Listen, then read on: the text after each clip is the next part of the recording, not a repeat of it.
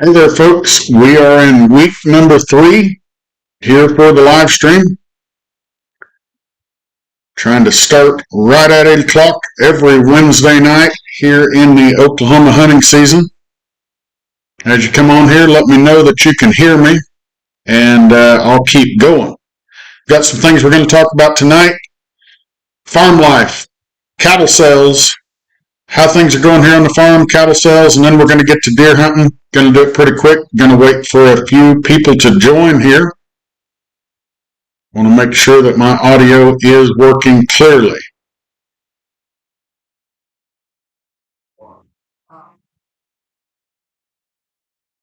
So the good thing about live stream is it's all live. The bad thing is you really don't know from this end if you've got somebody watching or not.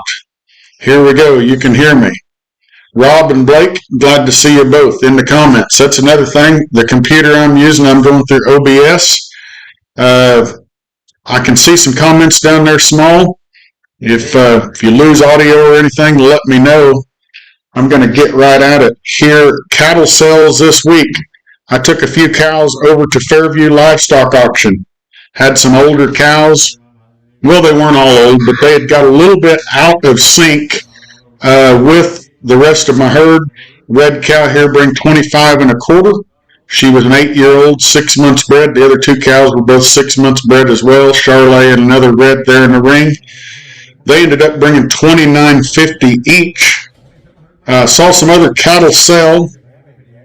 Hello there, Heather. Hope you was able to let Anthony know. We're going to be talking about him and lots of youngsters in a little bit as we get to the whitetail topic. These cows bring 29, I believe it was $29.50 a head in the ring there at Fairview. Once again, they were out of sync, out of time with what I had, so I decided to take them to town, get rid of them, turn them into cash. The day I found I had a dead cow laying in a fence line. Don't really know what happened. I feed them every other day, starting in the fall. Check on them, drive by them, make sure everybody's in, that they've got water. But found a dead one today, so it cost about $4,000 to buy a new one and start out. Maybe even as much as $5,000, depending on how things are. I have some wean calves here at home. Kind of wondering about the prices. I want to show you these Edwards cattle yesterday at Fairview. Everybody probably knows the cattle market is high, pretty much everywhere. Supply and demand shortage.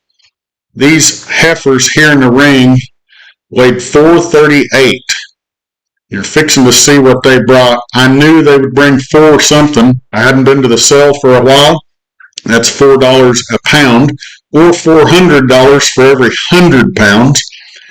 But these heifers weighed 438, bring $485 per 100 pounds, which is $4.85 per pound. Hello there, Dakota. Glad to see you here as well. $485 a pound on a 438 pound heifers. Big brothers that came with them weighed like 468, 469, and they brought $525 a pound. They were straight off the cows. Good thing I just calibrated that scale. Yeah, Dakota, the Fear Not Farm, he works on scales. So sometimes he's up here in northwestern Oklahoma as well. Dakota and his wife Shayla put out quite a few videos, livestock oriented, on their farm. If you're interested in that, go check them out. They also do some hunting as well. We get to the fall time period, I'm feeding pretty much everything. I want to show you some of these fall calves right here with the cows.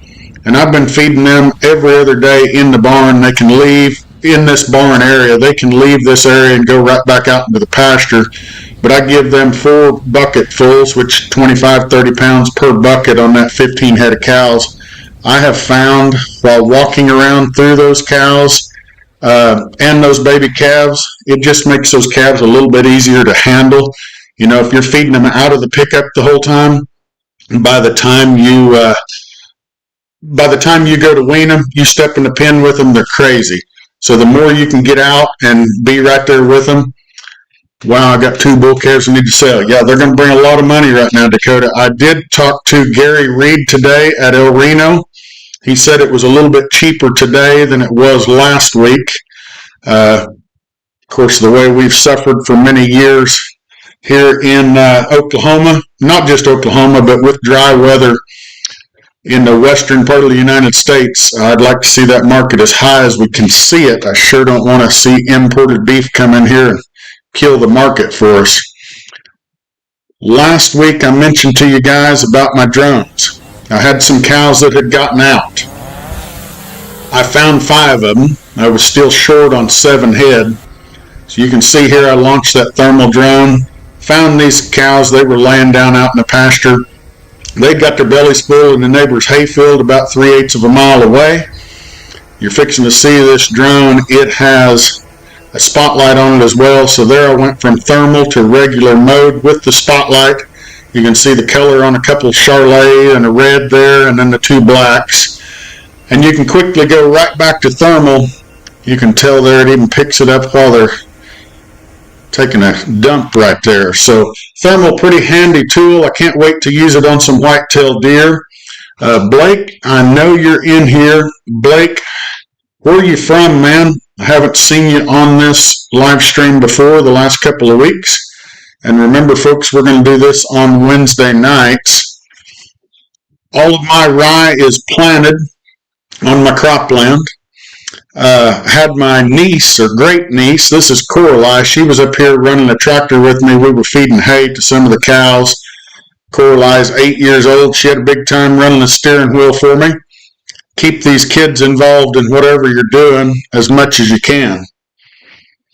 Yeah, I see that, Dakota. Heard he's thinking about importing beef. Makes me nervous too. I hope it doesn't happen. I already know there's some happening, and I realize beef is high at the grocery store. We butcher our own. We also eat as many deer as we can. I realize everybody doesn't have that opportunity, but we're finally getting to reap some benefits of high fertilizer. Everything you do, tractor cost a lot. Fuel, vehicles, I've already mentioned fertilizer, price of rent, price of land, it's all gone up. The cattle have continued to go up as well. Praise the Lord, it's been able to get some of us caught up, and I sure don't want to see all these imports really hurting us.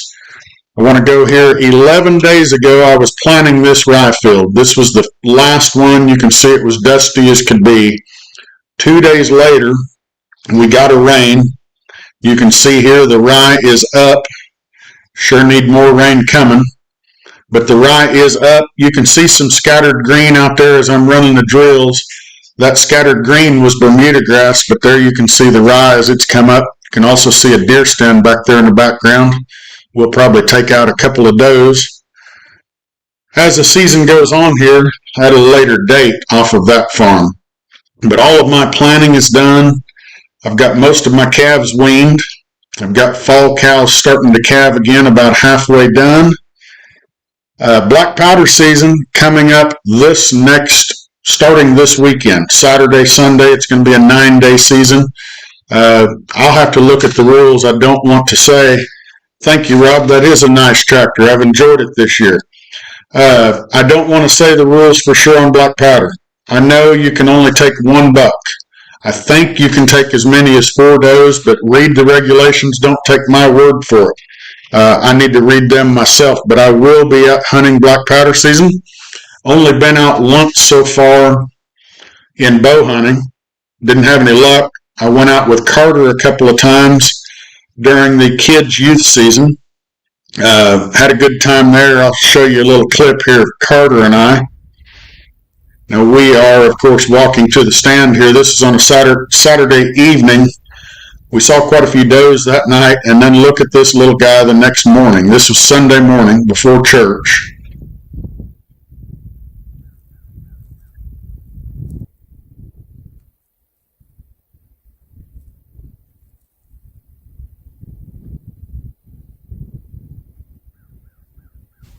Was that the biggest 4-point you've ever seen? Yeah. Yeah. Big set of antlers on that. You heard what Carter had to say there. He said that was the smallest 4-point that he had ever seen. I'm pretty much right there with him. We just saw the little buck, and we saw 8 or 9 does and fawns the night before. Really wasn't in the mood to take a doe yet.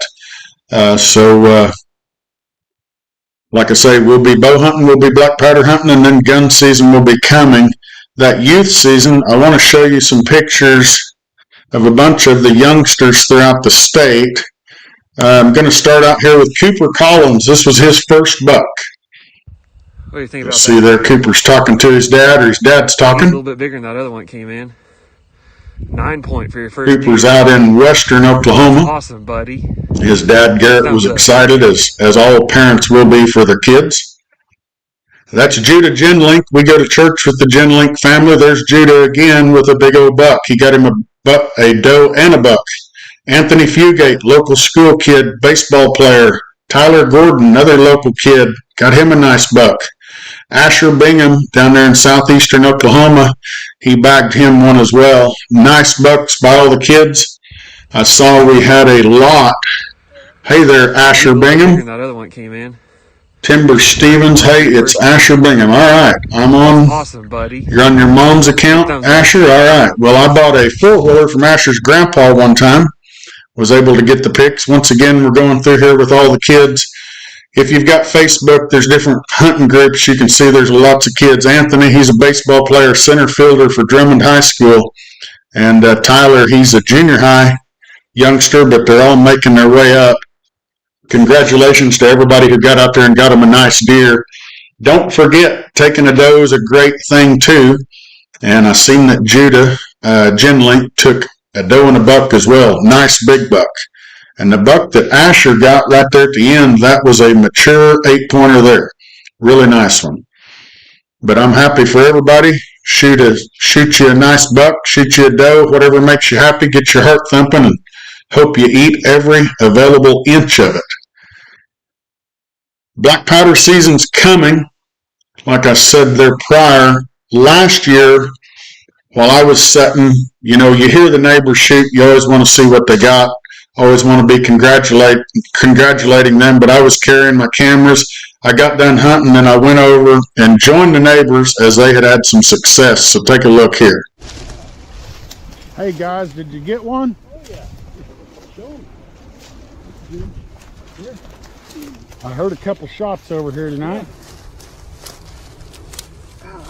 Nice job, Jim.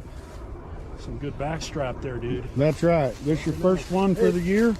Yeah, it's the first one for the year. First one for the year. Yeah. You got anything, Dan? Oh, got that doe about 100 yards further that way. Got a no freezer pleaser. Oh, definitely. Spoon and crock pot club. Hope you were able to hear all that from Dan and Jim. Dan and Jim, both good guys, good neighbors. They always take a couple of does. They always get them a buck or two. Good neighbors to have. I hope you heard them. They said they are shooting. If I say that right, they're taking tomorrow's trophy today, and they said they're members of the Spoon and Crock Pot Club. Nothing wrong with that. Everybody likes to eat them, and they enjoy them. Timber Stevens or Asher, your deer's at the processor and taxidermist right now.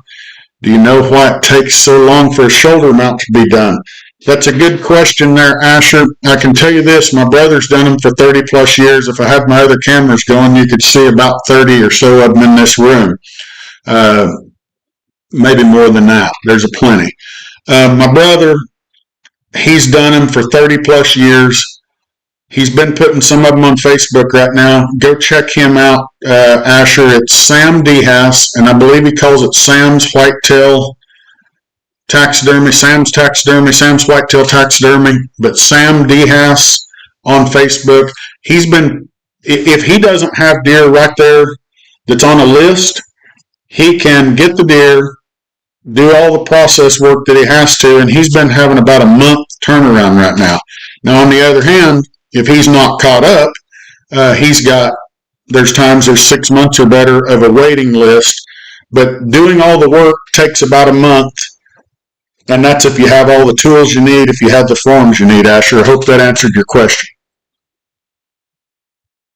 Here in northwest Oklahoma, I've had this camera set up on a scrape. I've had some older bucks really tearing that thing up. You can see that I went to reveal cameras this year. I want to show you an older buck from last year too. He didn't have a very big set of antlers on this last year's buck, but this is the same tree. I've seen this buck for 3 years. Last year I never had a chance to take him. Even though he doesn't have a giant rack, he is on the list. I know he lived through last hunting season, and I'd be glad to take him this year. Asher, you said it's going to take 8 to 9 months. More than likely, they've got 6 months worth of deer ahead of you to do.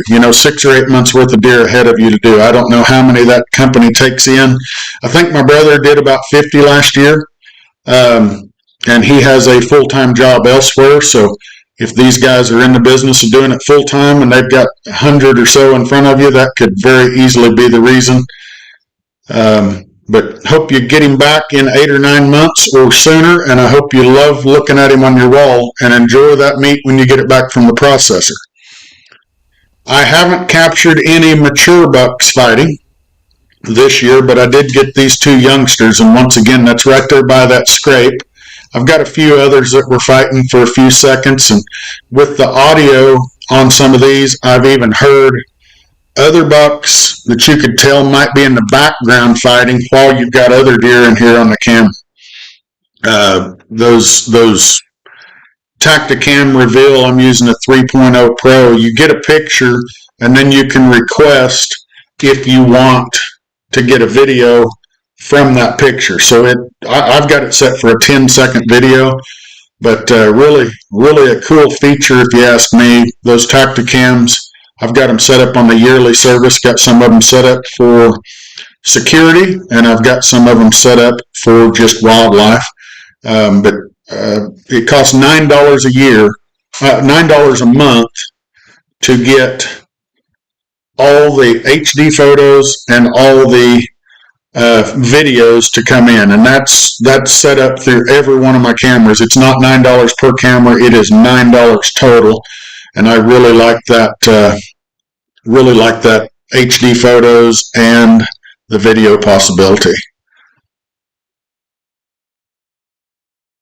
Black powder season, once again, I'd mentioned before, coming up, I will be using a 50 caliber.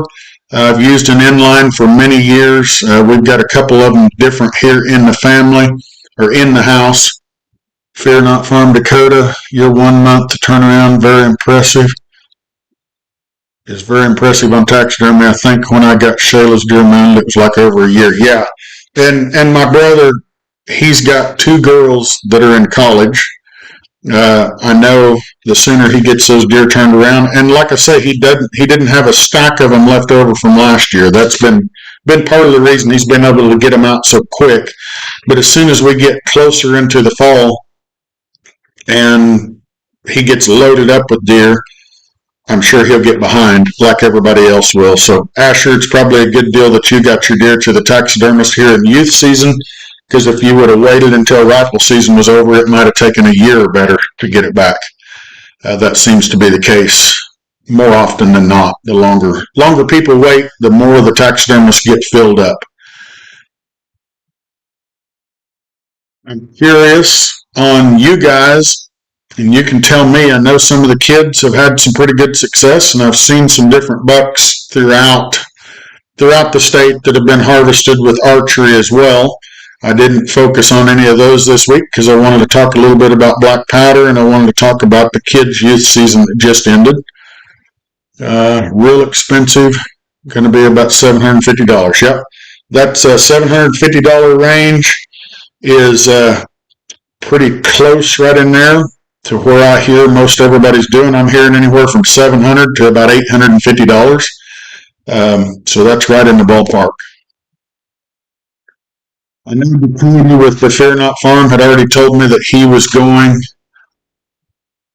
Dakota, did you tell me you got drawn in for a muzzleloader hunt, or did that already happen? I don't remember which it was. But we will definitely be out there in muzzleloader season, or I will. Carter might be hunting with his compound bow still. Tonight was my first night of the year to get my bow out and do some shooting. Probably shot 15 arrows. Got a little bit of practice in, but I'd been in the tractor way too much and weaning calves and doing everything else to focus much on bow hunting. Rifle season, let me think here. We're about November the 22nd, I believe, will be the first day of the actual gun season. So these bucks are scraping. These bucks are starting to do some fighting. Last week I had a doe. I don't know if I've still got her on here. She had stopped and squatted. Yeah, there she is. Look here, folks. This was last week on the 14th. We had rain on the 13th, which helped bring everybody's cropland up here, and we need another rain already. Then you see a minute later, there's this buck right in there sniffing around where she had just peed on the ground. So I am sure they are starting to get their mind on it. By the time rifle season gets here, probably most of the breeding will be done, as it is every year. You've always got bucks walking around out there looking for hot does still, trying to find another one. If you guys see the buck up here behind me, that is just the European mount, I'll go ahead and grab it in case you didn't see last week.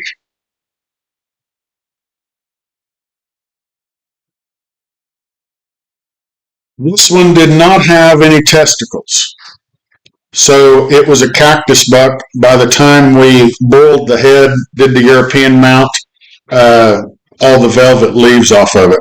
I don't know if anybody's ever seen one like that, but these cactus bucks, they keep their antlers year round. It's always in velvet. Don't lose them. This buck was about an 8 to 9 year old buck by the time we got him harvested. Where he wasn't a breeder, wasn't up on his feet very often, so kind of run with some does at times, but seemed to be a loner at times also. You already did the muzzleloader hunt last weekend.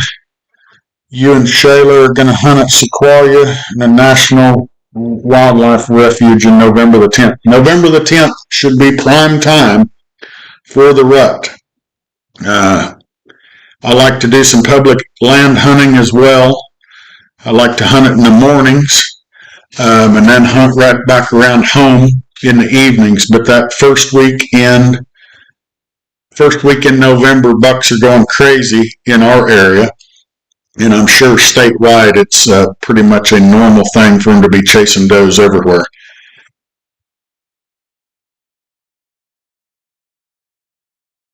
So rifle season, I started to talk about that. November the 22nd, I believe, is the starting date. It'll be a 16-day season once again. If you're like us, you're going to be bow hunting, you're going to be black powder hunting, and you're going to be gun hunting. My gun of choice the last couple of years has been anything lever action. I've taken them with 30-30 Winchesters. I've taken them with 30-30 Henry. I've taken them with 44 mag. And I took them with a 40-82. I wished I had that gun out. It's an old gun made. It's an 1886 model Winchester. According to the serial number stamp, it was built in 1889. So I've taken a lot of bucks throughout the years with high-powered rifles. I've taken a lot of deer with bow and with black powder too. But the last 3 or 4 years, I've found a new love with those lever action guns. Really had a lot of fun doing it. Trying to read some of these comments. Yes, I believe he will look huge, Asher. Yeah. Really, did you happen to weigh that deer, Asher? And I don't know if very many people probably don't have the skills to weigh them anymore since they closed the hunter check stations, but I myself love going to those hunter check stations.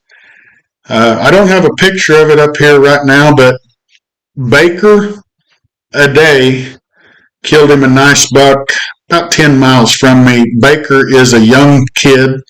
I think he's about 9 years old. And I saw on Facebook his dad posted that he had won some contest.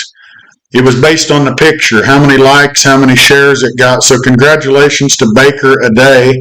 His dad, Sloan, good hunter. Nope, you didn't get it weighed. Yeah. Well, that's most of the time we don't get them weighed anymore either, but sometimes we do, sometimes we don't. Did buy a set of digital scales from Atwoods a few years ago. Kind of cool to get the weight on them if we can.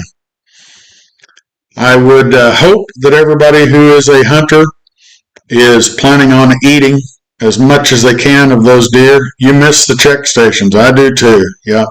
It's always a good time to visit with everybody as they brought their deer in, whether they got a deer or not. And the part that I really liked about it, if they shot a doe, people congratulate them. If they shot a big buck, people congratulate them. If they shot a little buck, now we look on the internet and if somebody shoots a young one, a third of the people in the comments are telling them they should have waited.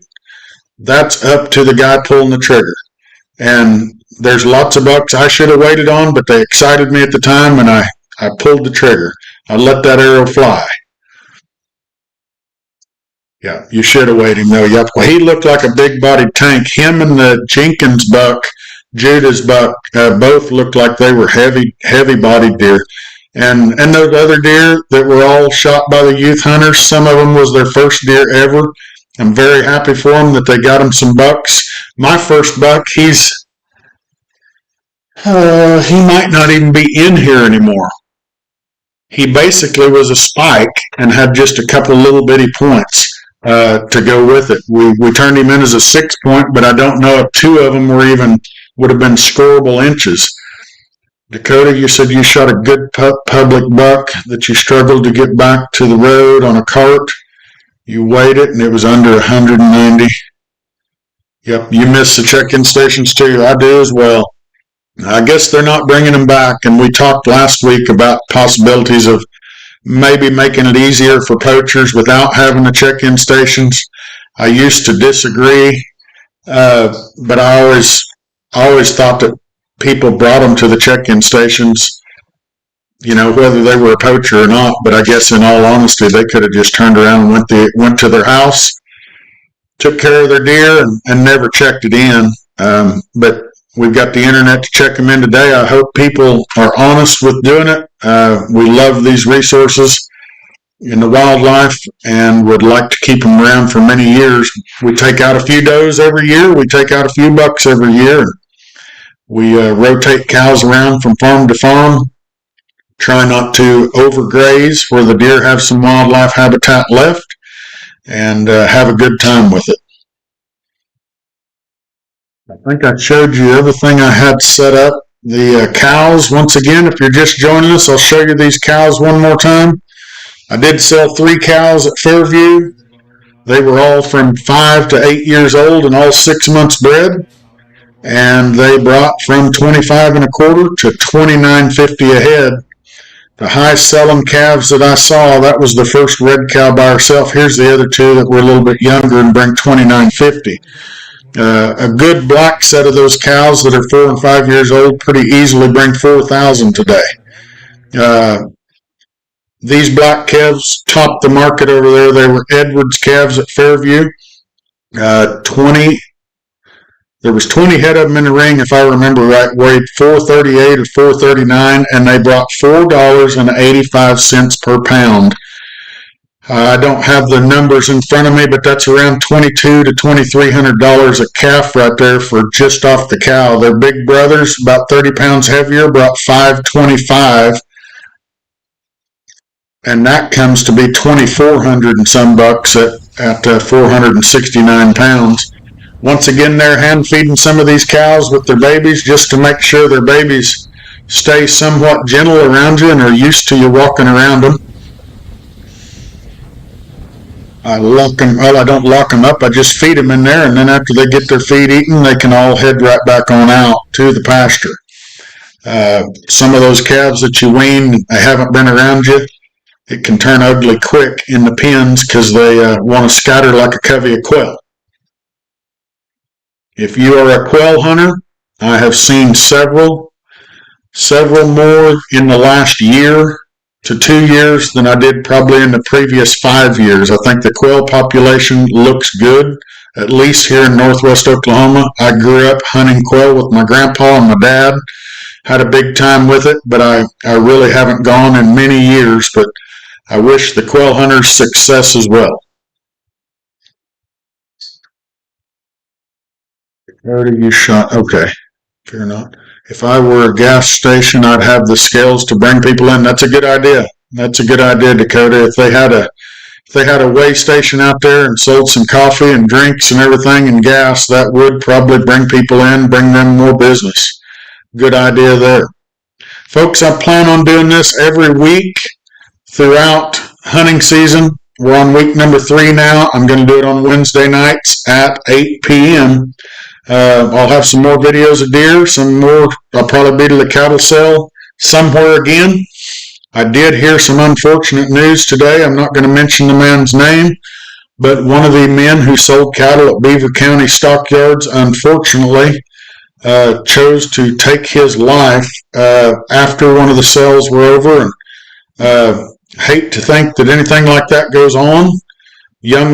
Younger generation man, just about my age, and has kids, and it's a life-changing experience for everybody involved. So if somebody's thinking any thoughts like that, please reach out to somebody. Yeah, Asher, glad to do it. I know times get tough. People think it might be the end, but there's always somebody available to try and help you. What's my thoughts on CWD? Oklahoma's talking about releasing pen-raised deer. Okay, I need to talk to my buddy out in the Panhandle. He guides hunts. He told me last year that he purchased some pen-raised does that were bred, and they would have ear tags in them. The moment you turn them out, they're considered wild. Yeah, the picture boards too. I like that idea. Picture boards in the stores. But it's the moment he turns those does loose, they've got an ear tag, but they're considered wild. The way I understood from him, he had thousands and thousands and thousands of acres. And I think he was buying 30 of those does that they had some gene in them to where they could, if they got CWD, they would be fine. So would their offspring. I honestly don't know. You know, luckily we haven't had any CWD here in Major County that I know of. Game wardens, I haven't heard anybody say about it. I guess I could be wrong, but I think it would be a bad deal because from what I hear, then they want to come in and try and eradicate the deer in that area. I don't know.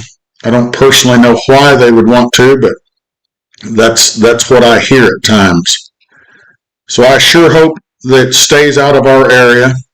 EHD, I know there's been EHD in Oklahoma, and as soon as it starts freezing, that pretty much is over with. But I'm sure some people lose some deer every year. Crazy that there are places where CWD has been prevalent for decades. They still have crazy deer numbers. That's right. Well, one thing about it, they're not all going to die if they get it.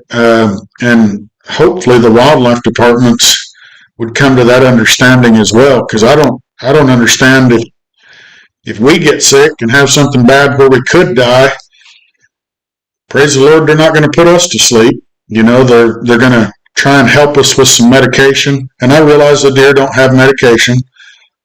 The wildlife doesn't have medication, but their natural immunity will kick in with offspring and with some of the deer that do survive. So I'd hate to think about the wildlife department just coming in here to eradicate them. Yeah. Well, hey, folks, thanks everybody for tuning in. I will keep this video back on my page. If somebody missed it that you think might be interested, let them know. They can watch it next week, tomorrow, whenever they can. And I will see you guys back next Wednesday at 8. Don't forget to hit that like button. If you haven't subscribed, I would appreciate you subscribing. It is free. Have a great week and good luck in the deer stand and good luck in the agriculture field.